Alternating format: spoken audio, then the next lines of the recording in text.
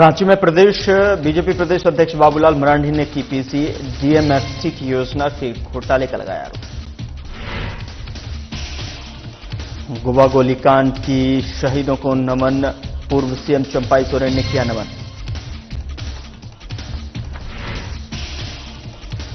स्वास्थ्य मंत्री इरफान अंसारी को मिली धमकी, मंत्री को जान से मारने की मिली।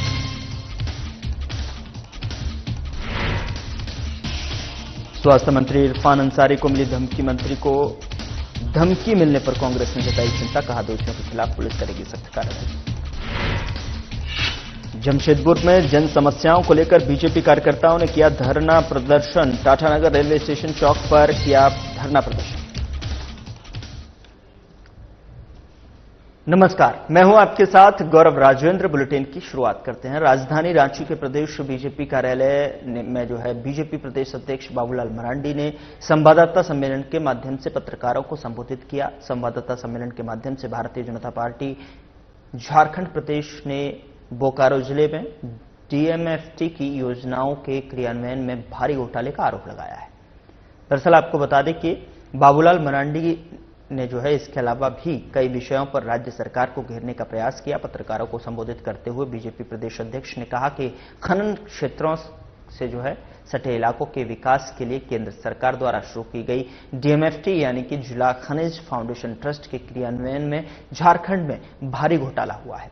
उन्होंने बोकारो जिले का जिक्र करते हुए कहा कि इस ट्रस्ट के तहत केवल बोकारो में 631 करोड़ खर्च किए गए हैं, जिसमें भारी अनियमितता बरती गई है। उन्होंने आगे कहा कि प्रधानमंत्री नरेंद्र मोदी ने आम लोगों की समस्याओं को नजदीक से देखा है और 2014 में देश की सत्ता संभालने के बाद उन्होंने खनन क्षेत्रों के प्रभावित इलाकों के विकास के लिए इस ट्रस्ट की शुरुआत की थी।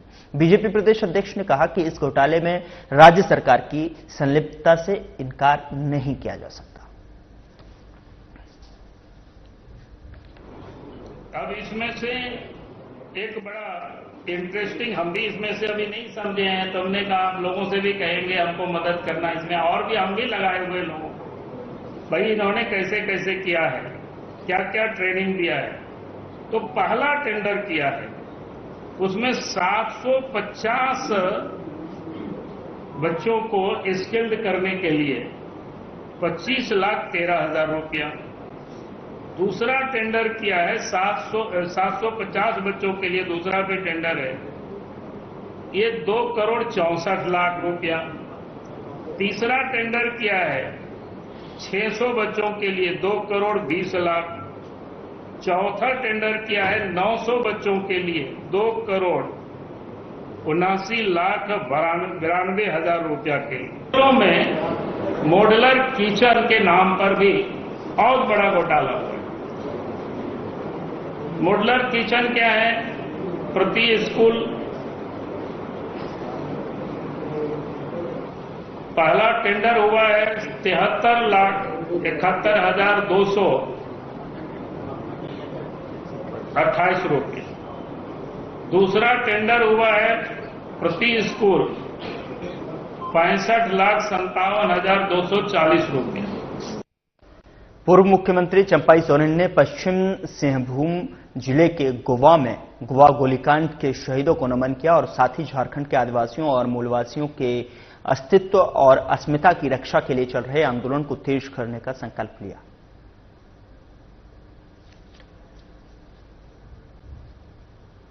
डेमोग्राफी जो बदल रहा है उसको रोकना है और आदिवासी मूलवासी का अस्तित्व अस्मिता को बचाना है। एक बार फिर बड़ा जन आंदोलन। और आज इस जिला का तो अलग ही यहाँ पर उपायुक्त है। यहाँ का आदिवासी रूढ़िवादी पर तक यहाँ का डीसी समझता नहीं, कोई अधिकार नहीं है किसी मुंडा को सस्पेंड करने का और नियुक्त करने का। ये आदिवासी के साथ धोखा और अपमान करने का काम किया है। एक दिन ये आवाज भी सिद्धार्थी से यहाँ का आदिवासी, यहाँ का मूलवासी का विषय उठेगा। क्या है आज तो कहीं आदिवासी सुरक्षित नहीं है, न जमीन सुरक्षित।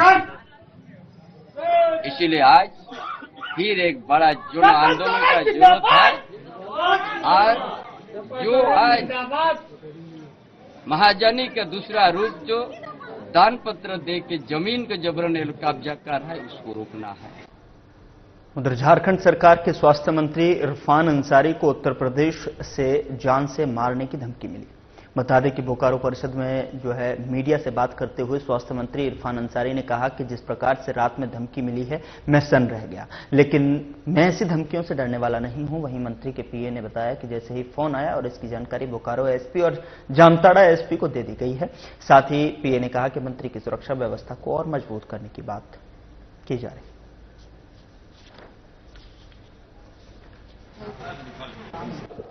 देखिए, जो घटना घटी देर रात्रि, तो उसके बाद हमने रात में ही फोन किया था। हमारे बोकारो के एसपी साहब से बात हुई थी और हमारे जिला एसपी जामताड़ा से भी बात हुई थी। तो उसी समय हमने कॉल को ट्रैक पे लगवाया था और उसके बाद जो जानकारी सामने आई तो वो कॉल आपका बनारस से आया था। बनारस से कॉल किया गया था और जो सिम से कॉल आया था वो सिम आपका नॉर्थ ईस्ट का है, तो और जिसके नाम से सिम है वो कोई नैना सिंह नाम आ रहा है। सतर्कता, हम लोग तो सतर्क हैं, लेकिन जो करना है वो जिला प्रशासन और हमारी सरकार देख रही है, सारी सुरक्षा मुहैया करेगी। लेकिन हाँ, एक बात मैं कहूंगा, क्योंकि मैं तो उनका पीएस हूं और मैं लगातार उनके साथ रहता हूं, तो आए दिन जो मैं देखता हूं जिस प्रकार उनकी लोकप्रियता बढ़ी है, तो काफी तेजी से बढ़ी और काफी हुजूम उमड़ पड़ता है। और अचानक फोन आ गया, मैंने फोन उठा लिया और इस तरह की मतलब हम तो शॉकिंग रह गए कि हमको कोई इस तरह की बात कैसे कर सकता है, धमकी कैसे दे सकता है। ही इज टेलिंग दैट कि मैं I am coming to Jharkhand, मैं निकल गया हूं। और क्या नहीं कहा, मतलब हम बता नहीं सकते चैनल पे। हम रिप्लाई नहीं कर पाए, मतलब इस तरह की भाषा जीवन में मैंने कभी सुना ही नहीं। फिर मैंने फोन काट दिया। फिर दो मिनट में शॉक में रह गया कि आखिर मेरे कौन दुश्मन हो सकते हैं। मेरी लड़ाई रहती है, विचारधारा की लड़ाई रहती है। पार्टियों में हम जिस पार्टी से बिलोंग करते हैं, अन्य पार्टी में तो हम तकरार तो चलता ही रहता है। हम सेकुलर हैं और जनता ने हमें जिस पद पे दिया है तो ऑब्वियसली मैं आवाज उठाऊंगा ही। लेकिन इस तरह की बात करना, खुलेआम धमकी देना, चैलेंज करना कि मार दूंगा, और मैं उत्तर प्रदेश से निकल चुका हूं, तो थोड़ा सा खराब लगता है मुझे। उधर झारखंड सरकार के मंत्री इरफान अंसारी को जान से मारने की धमकी मिलने के बाद प्रदेश कांग्रेस ने कहा कि जिस प्रकार से झारखंड सरकार के स्वास्थ्य मंत्री सह जामताड़ा विधायक इरफान अंसारी को जान से मारने की धमकी उत्तर प्रदेश के बनारस से किसी व्यक्ति ने दी, जो बेहद गलत बात है। मंत्री इस राज्य के प्रति लगातार बेहतर कार्य करके जनता के बीच पहुंचने का काम कर रहे हैं और इस प्रकार से गलत बात कहने वाले व्यक्ति को झारखंड की पुलिसिया टीम जल्द ही चिन्हित कर उसे गिरफ्तार करके जो है काम करेगी।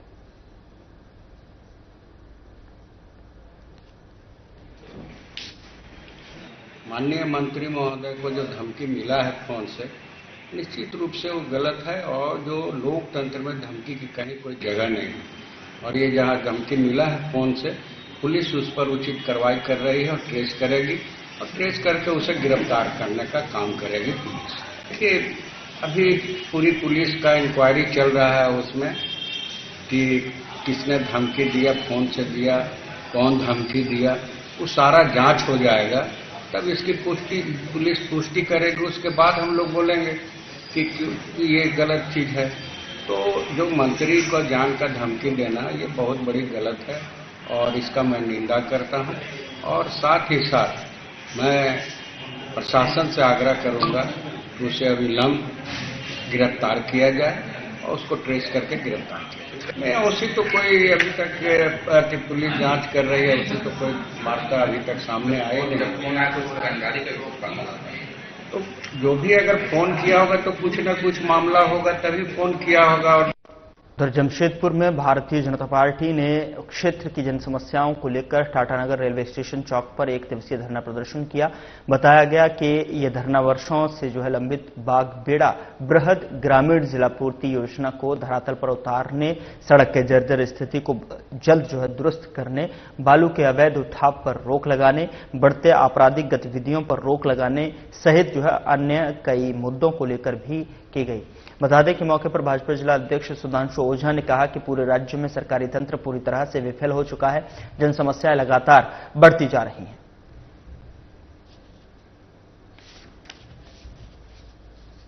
महानगर की तरफ से आज का यह धरना का कार्यक्रम आयोजित है।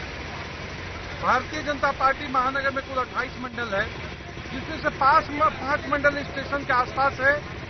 बागबेड़ा, घाघेड़ी, सुंदरनगर, पसूरी और दुधसलाई, चारों पूरे ग्रामीण क्षेत्र का माहौल है। यहाँ सरकारी भले पंचायत बना हो, ग्राम पंचायत, लेकिन पूरे स्लम एरिया है। और सरकार की जो योजनाएं चलनी चाहिए और भारतीय जनता पार्टी की सरकार में जो योजनाएं चली, उन सारे योजनाओं का मेंटेनेंस होना चाहिए, ऐसा उसका यहाँ अभाव है।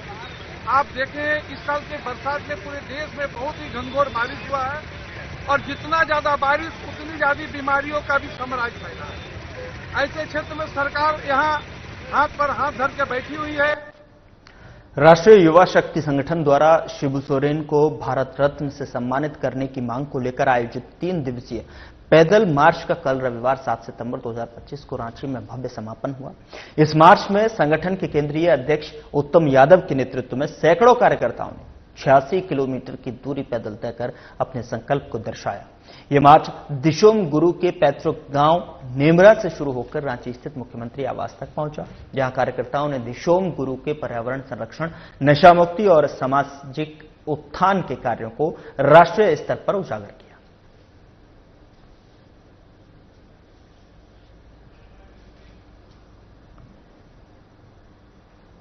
केंद्रीय सरना समिति के अध्यक्ष अजय तिर्की ने कुर्मी महतो समुदाय को आदिवासी दर्जा देने की मांग का विरोध किया। उन्होंने कहा कि इस मांग के खिलाफ 14 सितंबर को बाइक रैली निकाली गई।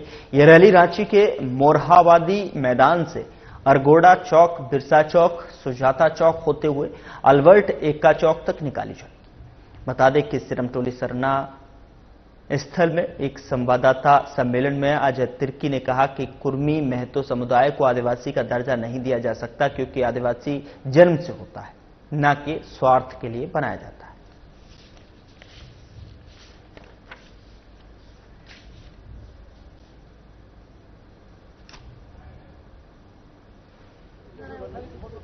कि झारखंड नहीं, बिहार, उड़ीसा, छत्तीसगढ़ जिस तरह से लोग कुर्मी महतो लोगों ने दिल्ली के जंतर मंतर में अपनी मांगों को लेकर के आदिवासी दर्जा लेकर के जिनके धरना प्रदर्शन कर रहे हैं, हम तमाम आदिवासी संगठन के लोग, चाहे झारखंड के हो, चाहे बिहार के हो, चाहे उड़ीसा के हो, चाहे छत्तीसगढ़ के हो, चाहे मध्य प्रदेश हो, चाहे राजस्थान हो, अन्य किसी भी राज्य में, देश के किसी भी कोना में हमारे आदिवासी भाई बंधु रहते हैं, वो कभी नहीं चाहते हैं कि कुर्मी महतो समाज के जो लोग हैं वो लोग आदिवासी दर्जा मिले। उनको नहीं मिलने का कारण एक ही है कि जिस तरह सब जानते हैं कि आदिवासी का जो भी अपना हक अधिकार है, जल जंगल जमीन है, उसको स्वतंत्र रूप से अगर कोई बचा कर रखा है तो वो है आदिवासी। और आदिवासी बनने के लिए किसी भी प्रकार का कोई भी क्राइटेरिया पूरा उन लोगों पर नहीं होता है, क्योंकि पूरी तरीके से उन लोगों हिंदू को फॉलो करते हैं और वह जो भी शादी ब्याह करते हैं अपने पंडित के द्वारा करते हैं। और आदिवासी का जन्म से लेकर मृत्यु तक जो भी विधि विधान है, सारा हम लोग विधि विधान पाहन की अगुवाई में करते हैं, चाहे पूजा पाठ हो, चाहे गिरी प्रवेश हो, चाहे जन्म हो, चाहे मृत्यु हो, चाहे किसी भी प्रकार का हम लोग जो भी विधि विधान है हम लोग पाहन के द्वारा, पाहन की अगुवाई में करते हैं।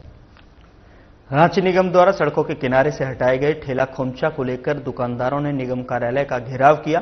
इन दुकानदारों ने निगम की कार्रवाई का विरोध करते हुए अपनी रोजी रोटी का जरिया छीन जाने का नाराजगी व्यक्त की है। इनकी संख्या लगभग 300 से अधिक बताई जा रही है। घेराव की सूचना मिलते ही मौके पर पुलिस पहुंची। पुलिस अधिकारियों ने दुकानदार को शांत करवाने और स्थिति को नियंत्रित करने का प्रयास कर रही है।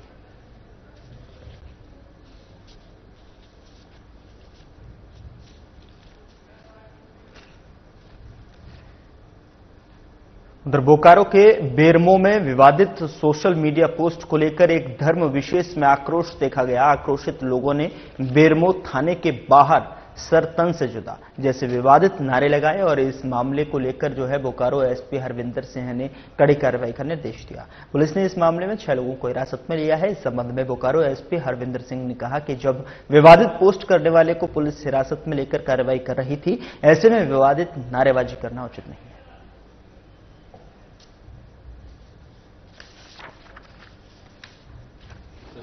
जैसा आप जानते हैं, कल कुछ लोगों के द्वारा कानून को अपने हाथ में लेके और जो है हमारा जो हम कर रहे थे अपनी लॉफुल ड्यूटी उसमें जो है बाधा उत्पन्न करी, जो कि उनको नहीं करना चाहिए था।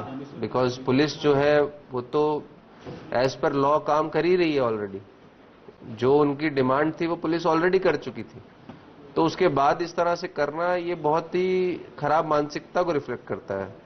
और उनकी क्या सोच है हमें नहीं समझ पाया, लेकिन हमने काफी इस पे स्ट्रिक्ट एक्शन लेने का ऑलरेडी इंस्ट्रक्ट किया है।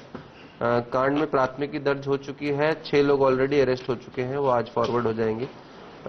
ये मैसेज है उन सभी लोगों के लिए जिनको लगता है कि जो मन चाहेगा वो जो अपने मन से हिसाब से करेंगे और कानून को अपने हाथ में लेंगे, जो है प्रशासन को डरा धमका के जस्ट बाय शेयर नंबर्स जो है लोगों को लगता है, अगर किसी को लगता है तो वो इस चीज से आप एकदम वो हो जाए कि यहाँ पे चीजें कानून के हिसाब से होगी। चांडिल प्रखंड के चिलगू पंचायत अंतर्गत काठजोड़ गांव में डायरिया का प्रकोप फैल गया है। दरअसल आपको बता दें कि गांव में कई लोग इसकी चपेट में आ चुके हैं। बीमारी से जो है ग्रसित 45 वर्षीय मुरली सिंह सरदार की हालत बिगड़ गई और अस्पताल ले जाने के दौरान उनकी मौत हो गई। गंभीर रूप से बीमार 6 लोगों को जमशेदपुर भेजा गया है, जिसमें से एक की स्थिति नाजुक बताई जा रही है। मौके पर एक स्वास्थ्य विभाग की टीम तैनात है। काठजोड़ स्कूल को अस्थायी उपचार केंद्र बनाकर पीड़ितों का इलाज किया जा रहा है, तो वहीं स्वास्थ्य अधिकारी डॉक्टर बन बिहारी ने बताया कि 20 से अधिक मरीजों का इलाज चल रहा है और सभी की स्थिति सामान्य है।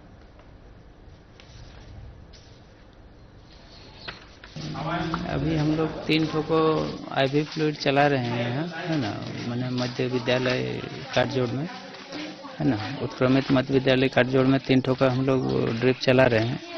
और पीड़ित में मोटा मोटी हम लोग गांव में 16-17 जन को दवा बांटे हैं, अभी तक 26 हुआ है ना। सुनने में आ रहा सर एक की जो है यहाँ पर हाँ, हम लोग को भी ये मैसेज आया है कि वो एमजीएम के रास्ते में एक ठो डेथ हुआ है। क्या कुछ दिक्कत के कारण जो है यहाँ डायरिया का जो है प्रकोप बढ़ते जा रहा है? कुछ दिन पहले और भी हुआ था पुलिस। हाँ, पानी दूषित पानी का ही होगा। हम लोग पानी सैंपलिंग के लिए आज ले जा रहे हैं। आज सैंपलिंग पानी होगा, वो टेस्ट में जाएगा। उधर झरिया के सुदामडीह थाना क्षेत्र के पाथरडीह पांडे बस्ती गुलगुलिया पट्टी में सोमवार को अलहे सुबह एक दिल दहला देने वाली वारदात सामने आई है।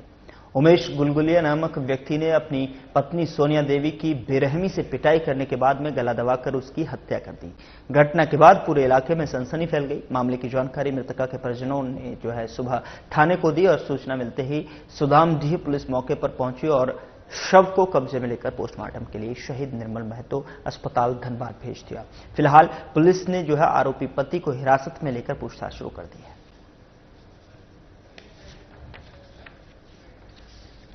जिसको पाल कर रखा फंस के वही बोला कि जब मेरा बहन मर गया तो हम बोले कैसे मर गया, हम सुतल थे, तू बोला कि ना तेरा बहन मर गया, तो हम सोया था। उसके बाद छटपटा हम उठे, चौकी से गिर गए, तब दौड़ते हुए रोते रोते तो देखे मरा हुआ, गला दबा के पूरा एकदम यहाँ छिला हुआ पूरा। के मारा? उसका पति मारा, उसका भैंसुर लोग मारा, सब मिलके। क्या कारण था? अब क्या कारण था वो नहीं जानते हम लोग। रात निकला, आया करीब 10 बजे आया तो आ गए तो वही गुस्सा से थोड़ा 1-2 लाठी में मारा। उसका हम खाना मांगे, हमको थोड़ा खाना दो, खाना हमको दिया, थोड़ा सा खाए, फिर हम रख दिए। उसका सूख गया, हम ही सूख दिए और 3 गिरा दे रहे, कहानी खत्म। ये मतलब लाठी लेके मारा और लाठी लेके मार के एकदम मरा दिया और गला दबा दिया लड़की का। के मारा? हाँ, उसका आदमी मारा। क्या है कारण? क्या था कारण? कुछ नहीं था, मतलब वो शादी घर गया, 1 बजे रात को आया, बोलता खाना मांगा, खाना नहीं खाया। उसका बदला का बात से मारा, नहीं मारा कोई बात नहीं है, लेकिन झूठे को उसको जान से मार दिया। कौन सी जगह ये पाथरडी है। उधर पाकुड़ सदर प्रखंड के सोनाझोड़ी में सड़क हादसे में एक 7 वर्षीय मासूम बच्ची की दर्दनाक मौत हो गई। बच्ची उत्क्रमित मध्य विद्यालय सोनाझोड़ी के पास सड़क पार कर रही थी, तभी तेज रफ्तार हाईवा ने उसे रौंद दिया, जिससे मौके पर ही बच्ची की मौत हो गई। मृतका की पहचान सोनाझोड़ी निवासी रियाज अंसारी की पुत्री सना खातून के रूप में हुई है। बताया जा रहा है कि सना अनाथ थी, और उसकी देखरेख परिवार के अन्य सदस्य कर रहे थे। हादसे के बाद आक्रोशित ग्रामीणों ने मुख्य सड़क को जाम कर दिया। ग्रामीणों का कहना है कि शाम 6 बजे के बाद भारी वाहनों को जो है नो एंट्री रहती है, लेकिन बावजूद इसके तेज रफ्तार ओवरलोडेड गाड़ियां इस रास्ते से गुजरती हैं। घटना देखिए आए दिन घटते रहती है। आज तो बच्चा की स्पॉट डेथ हो गया है, जो कि अनाथ बच्चा है, जिसका पिताजी का नाम था रियाज अंसारी और बच्चा का नाम है सना खातून। किस गाड़ी से? वो ओवरलोड हाईवा से, जो कि 6 बजे के बाद में अलाउ नहीं है बड़े गाड़ी के जाने के लिए, और फिर भी ये जा रही थी और नो एंट्री में, और नो एंट्री पास करने के लिए ओवर स्पीड ये लोग चलाता है और इसके कारण यह दुर्घटना घटती है। और दूसरी बात यहाँ पब्लिक का ये है कि देखिए उपायुक्त महोदय को हम लोग ये मैसेज पहुंचाना चाहते हैं कि आप लोग से हम लोग ये पूछ रहे हैं कि सिटी पे ओवर स्पीड गाड़ी चलती है, सिटी से बाहर स्वाभाविक है, सिटी से बाहर गाड़ी चलती है, तो सिटी से बाहर जब चलती है, सोनाजुड़ी में उत्कर्ष मध्य विद्यालय में कम से कम 500 बच्चे पढ़ते हैं, आए दिन घटना होते रहता है, ठीक है। लेकिन आज ये है कि स्पॉट डेट हो गया है, तो स्कूल के पास में ब्रेकर नहीं है, हॉस्पिटल से इमरजेंसी लोग ढुकते हैं निकलते हैं, एम्बुलेंस निकलती है ढुकती है, लेकिन वहां पर ब्रेकर नहीं है। उधर रामगढ़ जिले के भदानी नगर चनगड़ा 4 लेन में एक अज्ञात वाहन के बाइक सवार को जोरदार टक्कर मारकर फरार हो गए और इसके बाद स्थानीय लोगों ने रोड एम्बुलेंस को जो है इसकी सूचना दी गई। सूचना मिलते ही रोड एम्बुलेंस घटनास्थल पर पहुंचकर बाइक पर सवार तीनों घायलों को रामगढ़ सदर अस्पताल ले जाया गया। जानकारी के अनुसार एक बाइक पर 2 महिला एक युवक सवार होकर रामगढ़ से भुरकुंडा की ओर आ रहे थे। इस बीच पीछे से आ रही एक 4 पहिया वाहन ने उसे धक्का मारकर वहां से फरार हो गए। सड़क दुर्घटना में दोनों महिला को गंभीर चोटें आई हैं, जबकि युवक को हल्की चोटें आई हैं। सूचना मिलते ही जो है भदानी नगर पुलिस घटनास्थल पर पहुंचकर बाइक को अपने कब्जे में लिया और जांच पड़ताल में जुट गई है।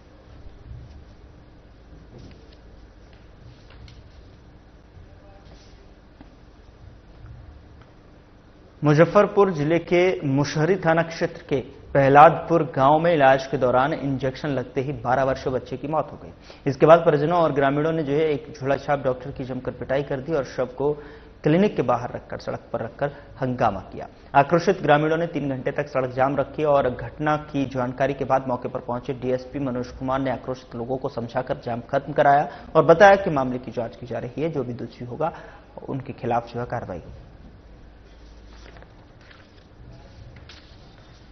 बच्चे का तबीयत खराब था, वो ले गए थे इलाज में, कोई झोला छाप डॉक्टर के यहाँ लोग इलाज में लेके चला गया और उसने सुई दिया। अब क्या सुई दिया नहीं दिया हम लोग को नहीं पता है। फिर बच्चा को रेफर कर दिया गया, मुझे बोल दिया मुजफ्फरपुर ले जाइए। बीच रास्ते में ही बच्चा डेथ कर गया। उसी में ये लोग हम लोग आए हुए हैं और डॉक्टर क्लिनिक बंद करके फरार हो गया है। फर्दर जो प्रक्रिया है अगर ये लोग लिख के देते हैं तो हम लोग पोस्टमार्टम और उधर बाड़बेलछी थाना क्षेत्र के कोरारी गांव में सोए एक किसान की कुछ लोगों ने चाकुओं से कूदकर हत्या कर दी। वहीं घटना को अंजाम देने के बाद सभी बदमाश भाग निकले। इधर अहले सुबह खून के लथपथ युवक को जो है देख स्थानीय लोगों में कोहराम मच गया। सूचना के बाद मौके पर पहुंची पुलिस ने शव को कब्जे में लेकर जांच पड़ताल के शुरू कर दी है। हालांकि इस जघन्य घटना को अंजाम किस कारण और किसके द्वारा दिया गया, इसका खुलासा फिलहाल नहीं हो सका है।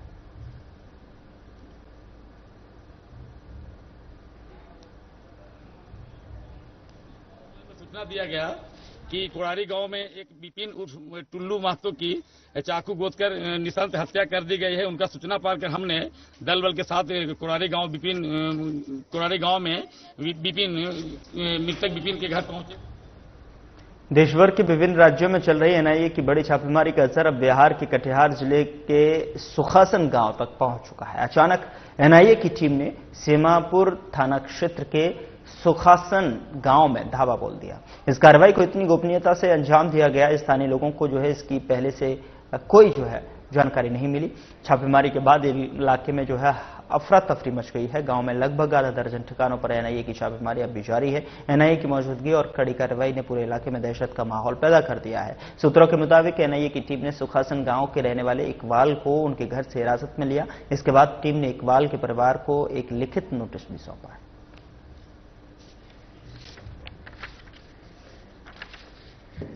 सर लोग आए मेरे घर, आने के बाद हमें सर्च वारंट का नोटिस दिखाया गया कि आपका होम सर्च वारंट है हमारे पास। तो आप कोऑपरेट कीजिए। तो हमारे पूरा परिवार कोऑपरेट किया और सर्च के दौरान घर से मेरा कुछ भी ऐसा उनको बरामद नहीं हुआ। और विटनेस के लिए भाई को लेके गए हैं कि हम इकबाल को लेके जा रहे हैं, कुछ पूछताछ करनी है, उसके बाद हम छोड़ रहे हैं। और ना ही उनके पास कोई अरेस्ट वारंट उनके खिलाफ था। क्या था मामला, ऐसा कुछ है क्या? गांव का ही कुछ मामला है जो हमें ये सुनी सुनाई बात है, हमें सटीक जानकारी नहीं है कि क्या सटीक मामला है। कुछ गांव के ही एक लड़के के ऊपर कहीं बाहर कोई क्राइम का ये है, तो उससे बातचीत करने के दौरान शायद कुछ ऐसा सस्पेक्ट में आपके भाई इकबाल जेल भी गए हैं? नहीं। फिलहाल बुलेटिन में इतना ही। नमस्कार।